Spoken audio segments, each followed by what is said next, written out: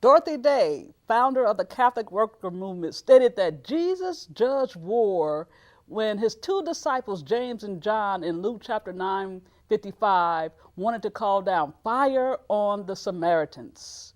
Today, our guests will examine issues of international and civil conflicts and wars, and to explore ways that we can be more peacemaking in our responses to save lives instead of destroy them. Please stay tuned.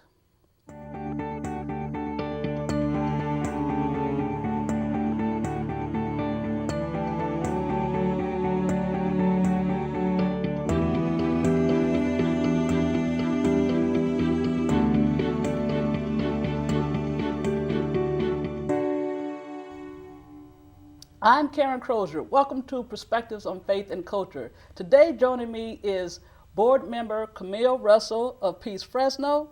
Thank you for joining us on the show today, Camille. Thank you for inviting me. You're welcome. And then we also have Dr. Brian Schultz, who is professor of biblical studies at Fresno Pacific University, as well as teaches classes in biblical Hebrew.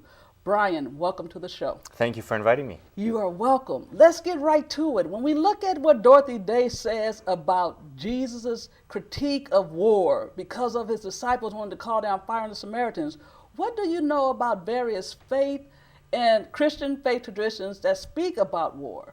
Camille, would you please share your perspective first? Well, I was raised as a Lutheran, and I feel that there's no place for war in Christianity. It seems to me that all of Jesus' teachings were directly opposed to war. It's about loving other people, respecting life. So I was puzzled when I read that quote and heard that quote, that is the particular quote that was mentioned about war, because it made me wonder whether Jesus had actually spoken about war when all of his teachings point so clearly to opposition to war and violence. Mm-hmm. So you spoke out of your Lutheran upbringing. Are you still part of the Lutheran tradition today? No, I'm not a Christian today. And so what other faith, so would you like to share about your current faith tradition and what it speaks to regarding war? Well, I'm a person of conscience. Mm-hmm. I come from the moral traditions of the Christian church. Mm-hmm. I think I don't practice, but you might say I'm a Buddhist, Unitarian, humanist, Mm-hmm. because I believe that all of the major religions oppose war, they oppose violence, Mm-hmm. and they support life. Mm-hmm. So Brian, Camille makes a statement that she says all the major religions, so she made a broad statement there. Yes, I did. Where do you stand concerning that? What do you think about the various Christian and non-Christian traditions in light of what Dorothy Day brings to the table in this conversation? Well, there's no doubt that in Christianity, the idea of reconciliation between God and man is a major theme in the Bible. Mm-hmm. And along with that is the idea of reconciliation between men and men, or man and man. And the use of violence is typically not the way that we reconcile people together. Mm-hmm. And so there for sure is a solid strand within the Bible that encourages people to use peaceful means to try to bring an end to conflict. Mm-hmm. That's not to say that the evidence is unequivocal, mm-hmm. or that there aren't dissenting views about this. There mm-hmm. are some Christian theologians who would suggest that there might indeed be a time for war. And throughout history, we've even had the notion of a just war, mm-hmm. which was held within the Christian church as something that was viable and not inconsistent with mm-hmm. the teachings that we find in the Bible. So both perspectives are found there. And in other major religions, my interaction with Judaism has been typically that there is no prohibition against using violence for self-defense purposes, for example. And that probably also goes to the state level, that a state would be allowed to use violent means, war, not necessarily to gain territory, but for sure to be able to protect mm-hmm. one's own territory. And within Islam, certainly the history of Islam, as well as the history of Christianity, we have seen wars being used mm-hmm. for religious purposes, and we continue to see it today. So yes, there are trends within each one of these major religions that are definitely in support of peace. There are also trends within each one of these belief systems that seem to support the idea that there may be occasions when war is I guess you could say, justifiable. Right, and a person who comes to mind who's lifted up as this peacemaker is Dietrich Bonhoeffer, but who was struggled during the time of Hitler and the Holocaust of the Jews, of wanting to take out, was part of the spy, and wanted to take out Hitler, but struggled with his own faith. Would he make it into heaven or not? And we know that he ended up being a martyr because he was found out. So it is that back and forth within various traditions of the ambiguity of when do we use violence when something is so pervasive in the midst of taking lives. So as we looked at the various faith traditions, now we're going to bring it a little bit closer to home. Camille, would you please share, so what is your personal stance on war? You sort of spoke about it a little bit earlier in question 1. Could you please share more?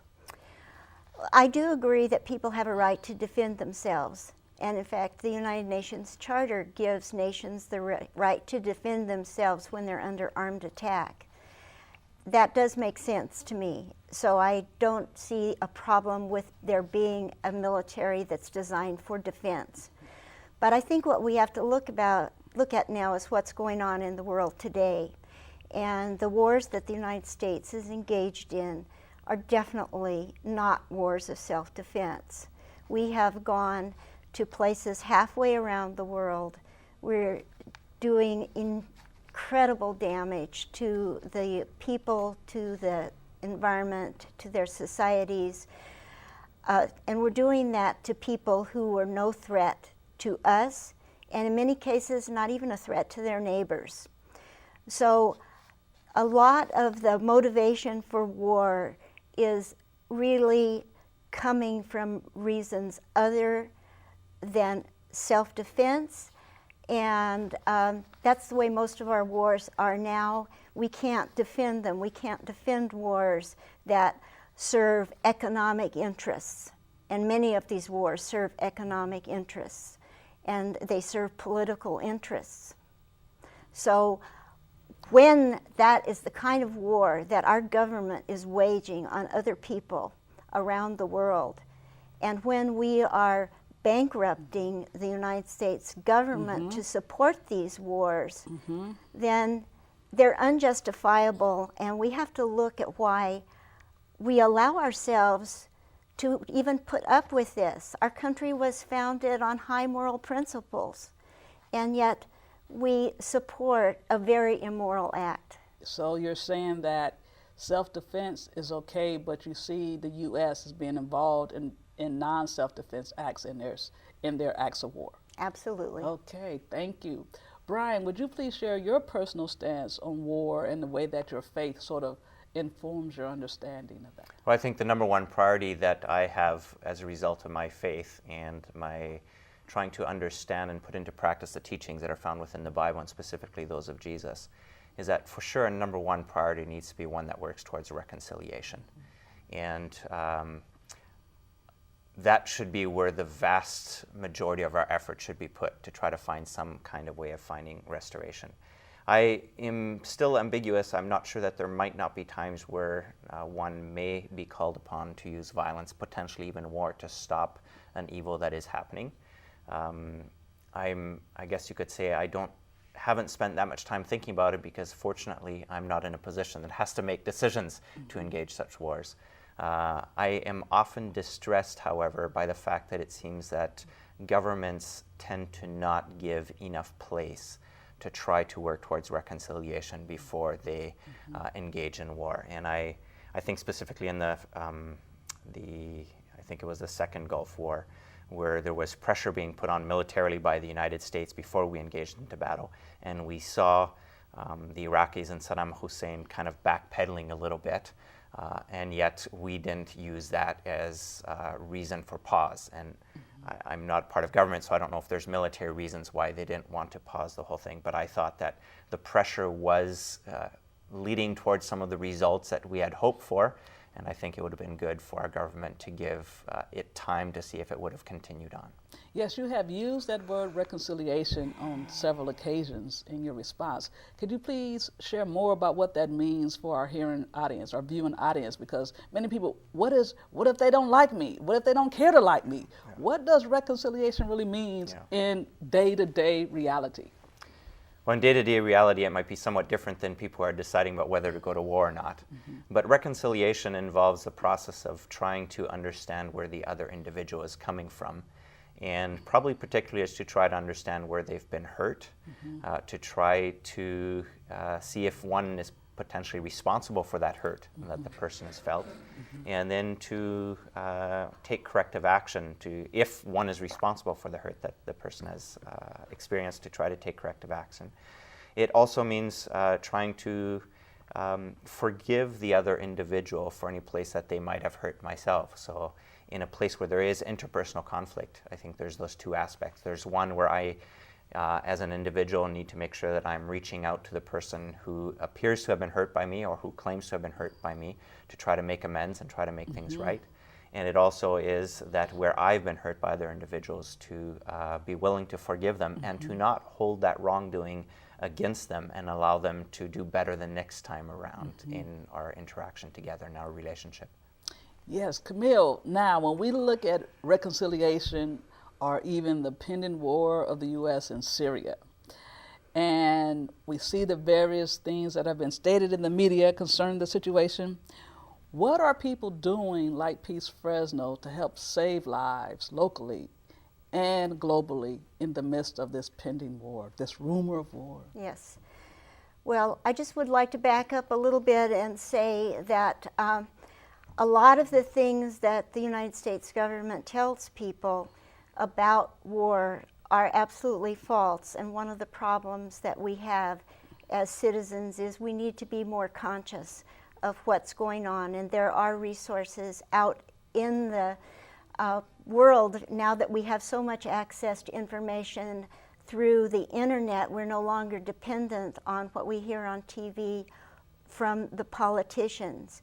So I think that people throughout history have been led to war based on fear and led to war based on lies told to them by their government.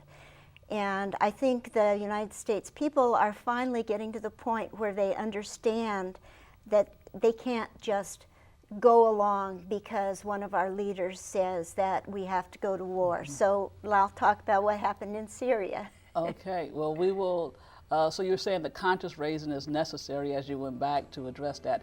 We're going to have to take a break, and so we will continue with the conversation when we return. Please stay tuned. Thank you.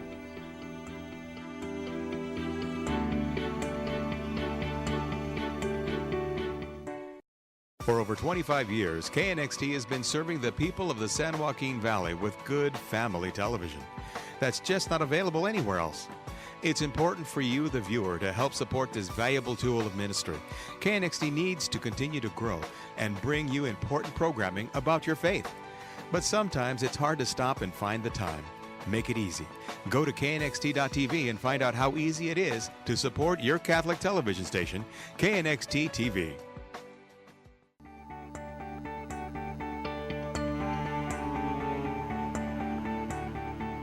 Welcome back to the show. I'm joined today by Camille Russell, board member of Peace Fresno, and Brian Schultz, who is professor of biblical studies at Fresno Pacific University, as well as teaching courses in biblical Hebrew.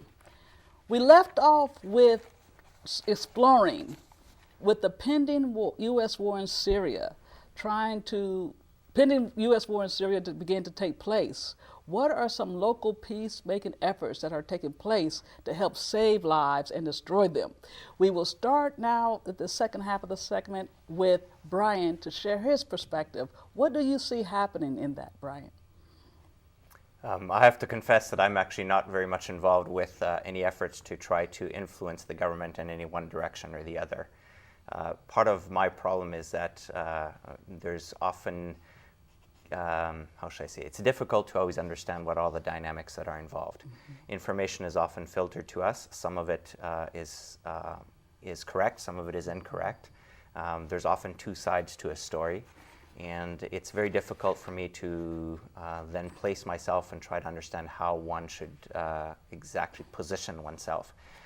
As I mentioned before, I think that there might be a possibility where force ought to be used potentially to stop an injustice. I'm I'm thankful that I'm not the one who has to make a decision on some of these things. So I see my involvement more in peace as being much more on a personal level in the community that I'm in and the people that surround me, and hoping that in the way that I live my life, I can emulate a pattern of living that seeks for reconciliation with people around oneself. Now, it's very personal. It's not with entities. It's not between nations. It's between myself, my family, myself, and friends, neighbors, colleagues. And that is, I think that if we could get more people living with that kind of perspective, that we would potentially then see the impact of that working its way up through government and people taking that same kind of approach to the problems that we have on an international level. So my personal efforts are, as I said, dealing with the people around me, and also to hopefully pass on those values to the students that I teach at Fresno Pacific University, that they would also start living out that kind of an approach rather than one that seeks to defend one's rights or to give a show of force over other people. So that conflict. Personal ethic that will have much broader ramifications. And so when we look at what Peace Fresno does, Camille, please share, your efforts locally. That is very much so in the media today, in what you're doing to speak out against the pending war. We had a wonderful win with preventing the attack on Syria. This has been the best moment for the peace movement since I've been engaged, and I started serious engagement with the peace movement right after 9/11, when our country was so quick to begin attacking Afghanistan. Instead of using forms of investigation and diplomacy and reconciliation to find the real causes of that war. What happened this time is exactly what the peace movement and democracy hopes will happen. Our president came to us, said, Assad has chemical weapons, he's doing something bad and evil, and what we have to do is we have to go in there with an airstrike, and we have to, let him know that he can't do this. Well, that means incredible war, and the plans were already made. The ships were ready. The people, the airplanes were ready. We were all set for war when the president used this, what I think is really questionable reasoning to attack a sovereign nation. So what happened was, when he said that, the people of the world who have been through so many wars recently said, wait a minute, what, another war? And it started out with the people in the United Kingdom who complained when David Cameron, the prime minister, was willing to go along with President Obama. Please start wrapping your response up. I see you're very excited about this. Great job. So what happened was the British people told the British government, the American people told their congressmen, that President Obama realized that he didn't have votes for a war. Congress wanted to vote on war, and President Obama could see that he didn't have support. The international community wouldn't support him. And so we saw that there was resistance. There was serious resistance. In that process. It was a nonviolent resistance. Right. The president took a face-saving tactic. Move on to the next question. I see your excitement, Camille. Thank you. When we look at, though, the relationship between Syria and the broader Israeli-Palestinian conflict, what are your thoughts on that? I'm going to begin with you, Brian. Share about how do you see Syria's relationship as what's happening there in the broader Israeli-Palestinian conflict? Yeah. That is a very difficult question. Syria has not had a very good relationship with the State of Israel. In fact, it's probably been its most staunch enemy, and there have been a lot of conflict that has gone on there and a number of wars. However, in the more recent years, there's been a demarcation between the two countries manned by the UN, which ironically has resulted in the fact that though they are probably the staunchest enemies as neighbors, of all of Israel's neighbors, it was and continues to be the quietest border between Israel and its other neighbors. And so the current conflict right now puts all of that into question. We don't know exactly what the result will be at the end of the conflict. We don't know what a new government, if there ever is one, will respond or how they will react with Israel.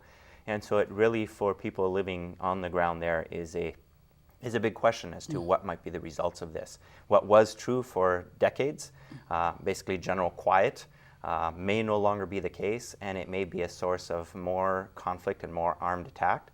We've seen what happened, for example, with Hezbollah in Lebanon, where that led to numerous attacks or several attacks on the state of Israel. And it is possible to think that that could happen again now from the Syrian side and not just the Lebanese side. So it is somewhat worrisome as to what may transpire as a result of this conflict. So it remains to be seen. It for sure remains to be seen. Yes. So Camille, with Peace Fresno, how do you all see the broader Middle East conflict in relationship to what's happening in Syria? Well, Syria is right in the middle of the Middle East. It has Israel on one side, Lebanon, just going around the clock, Israel, Lebanon, Turkey, Iraq, and Jordan. It's in the middle of so many conflicts that are going on. And within Syria itself, there are tremendous conflicts. There are civil wars. There are many localized wars. And that's going to put tremendous additional pressure on the whole region, because there are 4 million internally displaced people in Syria and 2 million who have left Syria for other countries. We definitely need to continue with the push for diplomacy. I think diplomacy and reconciliation are pretty much the same thing.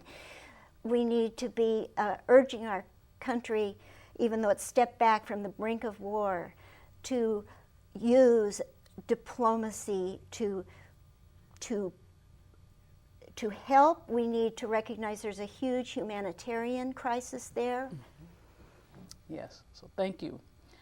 So oftentimes when the media gives projections of conflict internationally, we only get a bird's eye view and a very, politicized view, meaning that it comes from a particular perspective that wants us to become aroused for war. And then we have those countries and continents that are totally dismissed and that have been raised in violence and conflict for decades and centuries, such as the Congo. What are your thoughts concerning that reality, the seemingly dismissal by the U.S. of what happens in countries such as the Congo and the continent of Africa? Brian, would you please be the first to respond to that? Yeah, it's obviously very, very unfortunate the way that there are many more factors than just what is good and what is evil that weighs in on decisions that are made with respect to war. And I think we see that very well with some of these conflicts that are going on right now. For example, the conflict in Syria definitely has an impact, as we've already mentioned, with kind of the balance of power that exists right now in the Middle East. But what happens in the Congo, as you mentioned, what's happening in South Sudan and some other places in Africa really don't impact what happens here at home, or even impacts balances of power that exist. And so there is not the same kind of interest to go in there. So I think it is a tragedy. It is an example of where we use other factors than ethical factors to try to decide what we are doing and how war gets used, and that is very, very unfortunate. It's very difficult for us then to listen to a government say that we are going in for ethical reasons into a specific area, when we know that there are just as bad abuses and violence happening in other parts of the world that we are not involved or trying to police in the same way that the government claims we need to be policing in another part of the world. So yes, it is part of the evil of the world that is there. Well, thank you. Camille, please share your perspective. I think that that's a good example of how we realize that the reasons for going to war don't really match what's happening, what the government is telling us. In other words, there's a picking and choosing of when to go to war and where to go to war. And I think that we have to be much more skeptical of our government than we have been. And I personally feel that we have a moral responsibility as citizens living in a democracy who believe that violence is wrong, and who believe that war is wrong. We have a responsibility to be more informed. And let me just give you a quote from Gandhi, because I think it fits here. He says, "I object to violence because when it appears to do good, the good is only temporary. The evil it does is permanent." And I think having the kind of a militaristic society that we have creates evil. We have to look at that deeper militarism that is part of our U.S. culture. Yes, well, thank you. We're down to less than 2 minutes within the show, so I would like for you to give your closing comments about how can we, as people of faith, a people of consciousness, work towards creating a more peaceful resolve to international conflicts in our today. So Brian, 20 seconds or less. What are your thoughts? I guess two things. One I've already mentioned, I think, is that we need to be working towards reconciliation with our neighbors around us so that we are actually living out the kind of values that we'd like our government to live out. Secondly, I think we can also be involved in efforts that are happening to help victims of areas of violence. There are many organizations, wonderful organizations, some that are faith-based, some that are not, that are going into these areas and helping people out, and we can be involved with them, whether it is purely by donating time or whether it is finances. So those would be two areas that I'd highlight. Thank you. And Camille? I would like people to go to www.peacefresno.org, go to the Peace Fresno website, go to Facebook and look for Peace Fresno, and join us, because it's only by working together that we can make political change. We have to make a political change. Personal change is not enough. We have the luxury in the United States for personal change. Thank you. Thank you both for joining me on the show today. And if you should miss any part of the show, you can go to KNXT.TV and follow the perspectives on the internet. Thank you for joining today. Take care and God bless.